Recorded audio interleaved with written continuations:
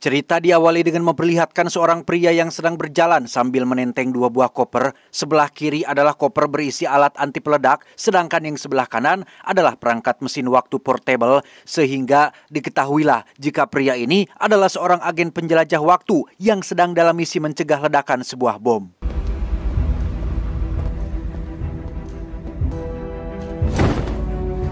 Tiba di ruangan mesin yang menjadi lokasi targetnya, si agen tiba-tiba didatangi oleh sosok pria misterius yang pada akhirnya terjadilah sedikit baku tembak di antara mereka berdua dan...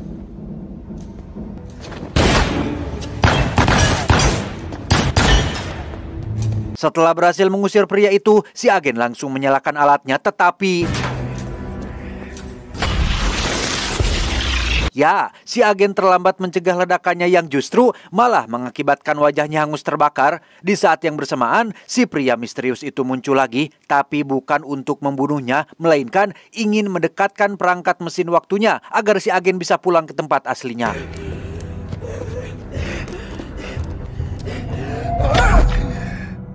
Beberapa hari setelah pulang ke tahun dan tempat asal aslinya, si agen yang masih berada dalam perawatan pun didatangi oleh dua petugas organisasi yang ingin memberikan medali penghargaan atas semua pengorbanannya sekaligus mendapat tugas terakhir sebelum nanti ia dipensiunkan. The final order. Yes. And the bomber. Rest. Tugas atau misi kali ini adalah untuk melacak seorang sosiopat sekaligus teroris bernama Pizzle Bomber yang diketahui sudah melakukan kejahatan besar pada tahun 70-an. Sesuai namanya, yaitu Pizzle Bomber, penjahat ini melakukan serangkaian kejahatan menggunakan bom ataupun peledak. Puncaknya, Pizzle Bomber telah menewaskan sekitar 10.000 orang tepat di kota New York tahun 1975. Tugas utama si agen adalah pergi ke tahun itu melakukan pelacakan instan demi mencegah Pizzle Bomber melakukan aksi puncaknya. The explosion will level 10 blocks. Everything we've done to stop him has failed. 11,000 dead. Karena luka bakar di wajah si agen sangat parah, dokter akan melakukan operasi besar-besaran yang mungkin akan merubah wajah si agen tidak sama seperti sebelumnya. Dokter juga memperingatkan tentang beragam efek samping dari seringnya melakukan perjalanan waktu seperti mutasi sel, kelainan syaraf, gangguan ingatan, depresi, perubahan sel, perubahan hormon, perubahan pita suara, dan lain sebagainya. Namun karena ini adalah satu-satunya pekerjaan yang si agen miliki, ia tetap harus melakukannya.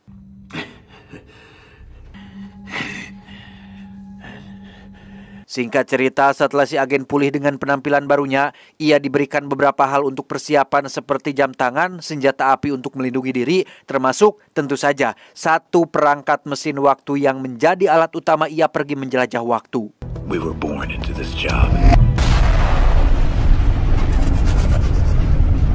Disinilah si agen sekarang berada di tanggal 6 November 1970 menyamar menjadi seorang bartender untuk mendapatkan informasi Pizzle Bomber dari beberapa orang pengunjung. Namun alih-alih mendapatkan petunjuk dengan cepat, si agen justru malah bertemu dengan seseorang bernama John yang merupakan seorang penulis yang bukunya sendiri secara kebetulan baru dibaca oleh si agen belum lama ini. Business was okay. I have a weekly call, I write them, they print them, I eat. Right? That's surprising. Yeah, a little. Setelah mengobrol cukup lama dan saling akrab, John akhirnya jujur tentang masa lalunya yang mungkin akan membuat si agen dan kita semua terkejut. Bahwasannya John dulu adalah seorang perempuan. Ya, Anda tidak salah dengar. John adalah seorang perempuan tulen yang bertransformasi menjadi laki-laki seperti sekarang ini, yang kisahnya sendiri dengan senang hati akan John ceritai. Don't interrupt. September 13th, 1945. Sama seperti kisah pilu lainnya, John dibuang oleh orang tuanya di sebuah panti asuhan. Tidak diketahui sebab dan musabab kenapa dia dibuang. Namun yang menarik adalah John kecil diketahui tidak pernah sakit satu kali pun, yang membuatnya menjadi berbeda dengan anak-anak panti yang lain. I was just one of a dozen babies who had no past. Not one day, so I was never taken to a hospital. Karena pengurus panti tidak mengetahui siapa namanya, mereka memberikan nama Jane kepada si John kecil ini. Beranjak anak-anak, Jane alias John pun kembali menunjukkan keistimewaannya ketika ia menjadi anak paling cerdas di sekolah, paling kuat di antara semuanya, bahkan dari anak laki-laki sekalipun. Sehingga di saat anak panti lain diadopsi oleh para orang tua, Jane menjadi satu-satunya anak yang tersisa dari angkatannya yang masih bertahan di panti asuhan tersebut. The same reason I hadn't been adopted. A freak loser. I have no photos of myself as a young girl.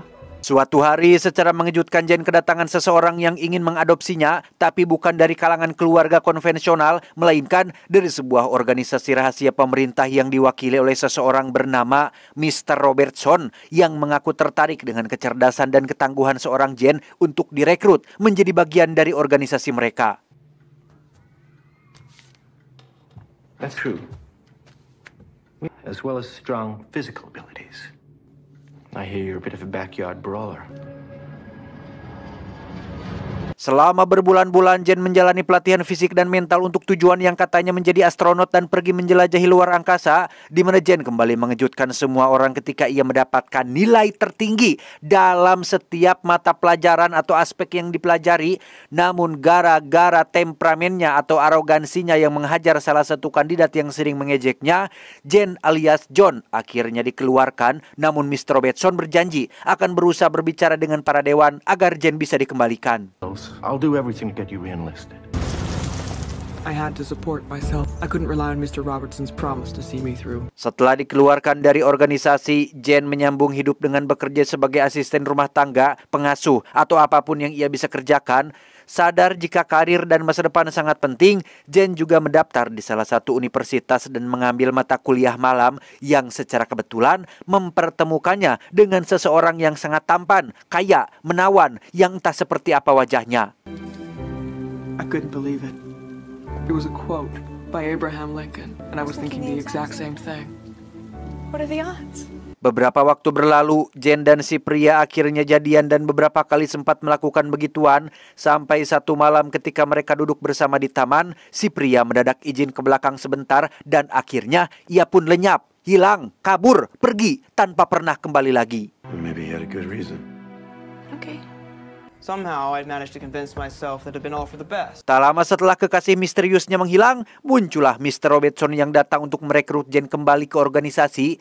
Ia akhirnya jujur bahwa organisasinya tidak berfokus pada penjelajahan luar angkasa, melainkan sesuatu yang lebih besar, yaitu penjelajahan waktu, di mana Jen alias John memenuhi semua syarat untuk menjadi agen penjelajah waktu, seperti tidak terikat dengan keluarga, ayah, ibu, saudara, teman, dan lain-lain, termasuk kecerdasan dan ketahanan yang dimilikinya. No past, no ties to the future. You see, the work we do is complicated.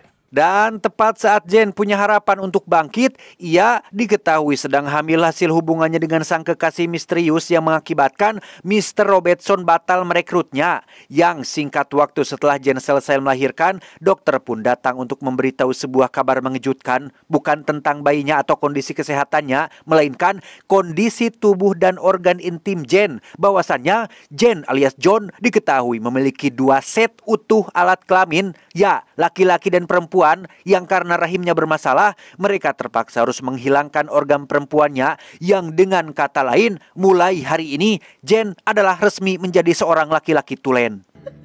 Is this some kind of joke? I'm afraid it's not. You're young. That's not a death sentence. Your life can continue.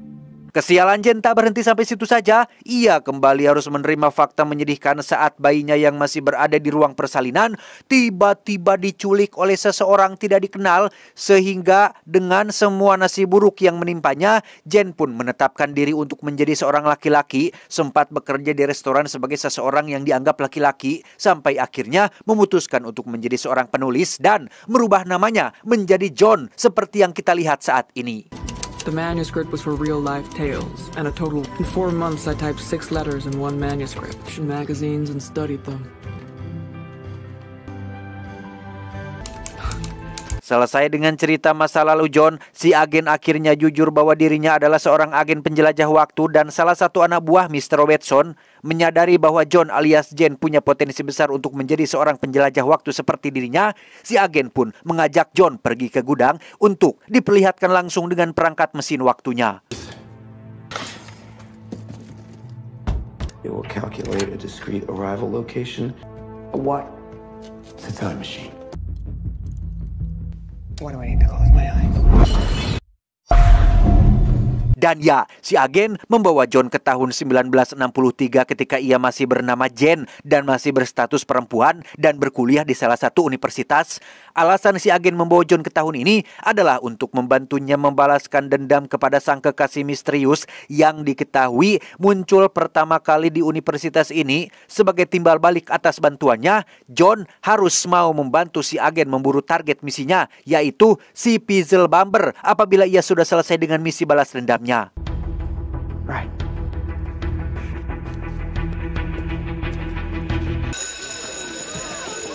Dengan berpenampilan ala mafia, John pun langsung pergi ke universitas menunggu sosok kekasih misteriusnya muncul. Namun, alih-alih menemukan yang dicari, John justru malah bertemu dengan dirinya sendiri sewaktu masih menjadi perempuan. Dan tebak apa kejutannya?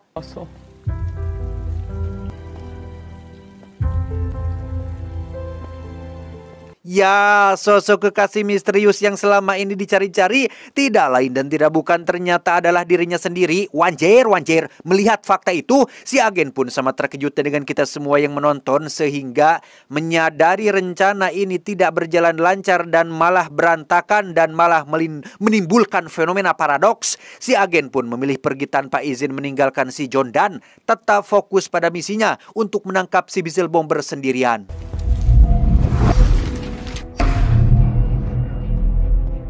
Berlokasi di ruangan mesin yang sama dengan yang kita lihat di adegan pembuka, si agen berhasil datang tepat waktu saat Pizzle Bomber masih sedang memasang bomnya. Mereka sempat terlibat baku tembak dan melakukan pertarungan tangan kosong, sampai akhirnya si agen pun tumbang dan pingsan selama beberapa saat.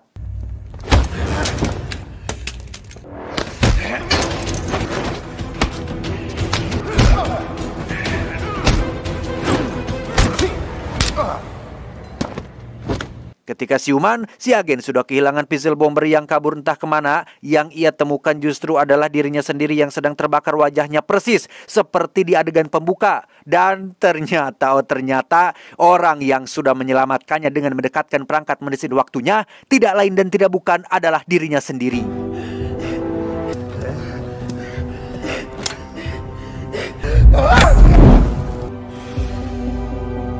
Setelah gagal mendapatkan Pizzle Bomber namun berhasil menyelamatkan nyawanya sendiri, si agen pun pergi ke tahun 1964, 1 tahun setelah John berpacaran dengan dirinya sendiri dan menghasilkan bayi yang saat ini ada di ruang persalinan. Si agen bertemu dengan Mr. Robertson yang juga ada di sana. Mengetahui si agen sudah melakukan pelanggaran atau lompatan atau perjalanan waktu yang di luar dari izin organisasi yang dapat menimbulkan terganggunya timeline alias garis waktu, Mr. Robertson pun menyuruh si agen untuk melenyapkan si bayi tersebut agar tidak merubah sejarah atau takdir yang sudah diguratkan.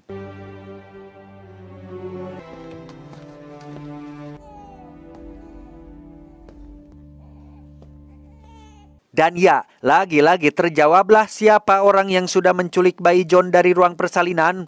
Tak tega jika harus melenyapkan nyawa si kecil ini, si agen pun memilih untuk membawa si bayi ke 20 tahun yang lalu, atau lebih tepatnya tahun 1945, meletakkannya di sebuah panti asuhan tanpa nama. Sehingga lagi terungkaplah bahwa Jane, John alias dan si bayi adalah masih satu orang yang sama. Mereka bertiga adalah ibu, ayah sekaligus anak yang berhasil melanggar kodrat dan takdir akibat dari ketidaksengajaan. Safe journey, Jane.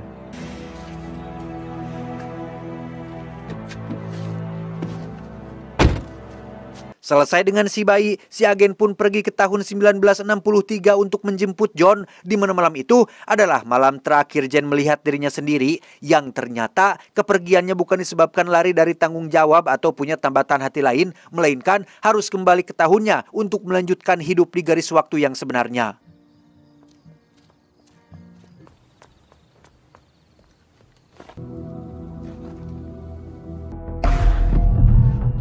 Tidak mengembalikan John ke kehidupannya, si agen membawa John ke organisasi untuk diserahkan kepada Mr. Robertson agar dijadikan sebagai penerusnya atau penggantinya. Di mana si agen sendiri memilih untuk pensiun dan pergi ke tahun 1975 menikmati masa pensiunnya di sana.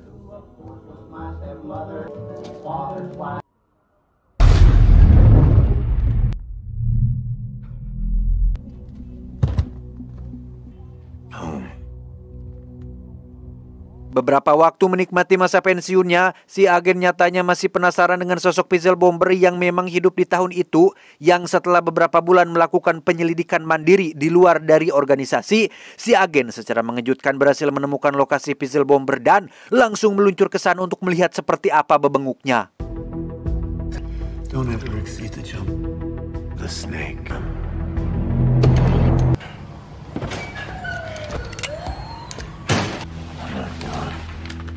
Dan alangkah terkejutnya Anda, si agen, dan kita semua yang menonton tatkala mengetahui jika sosok Pizzle Bomber yang selama ini dicari-cari tidak lain dan tidak bukan adalah si agen itu sendiri yang usianya sudah agak tua. Terungkaplah alasan kenapa Pizzle Bomber melakukan serangkaian pemboman yang ternyata itu dilakukan atas dasar menyelamatkan ribuan nyawa tak berdosa yang ada di masa depan. No. See, I've saved lives more than I ever could have. Innocent people. No. I have clippings. Ya, orang-orang yang Pizzle Bomber ledakan kebanyakan akan melakukan kejahatan di masa depan, kejahatan berat yang menewaskan lebih banyak nyawa manusia. Namun memang ia mengakui sendiri bahwa beberapa dari aksinya telah merenggut nyawa tak berdosa, tapi hal itu dianggap sebagai pengorbanan dan dinilai setara dengan jutaan nyawa yang ia selamatkan di masa depan nanti. 1,861 live Dave. The Hardshaw Weapons Factory. 1968. No, the terrorists never came in the building because Secara teknis, Pizzle Bomber memang adalah si agen di masa depan atau di masa tuanya nanti. Namun mendengar pengakuan Pizzle Bomber yang sudah menghabisi Mr. Robertson dan semua staf di organisasi, membuat si agen menjadi sangat marah dan tidak bisa memaafkan perbuatan tersebut, yang meski dia adalah dirinya sendiri di masa depan, si agen tetap membunuhnya tanpa sadar jika keputusan ini telah membuat lingkaran waktunya terus berputar tanpa ujung dan ia jelas sudah gagal memutus mata rantainya. No.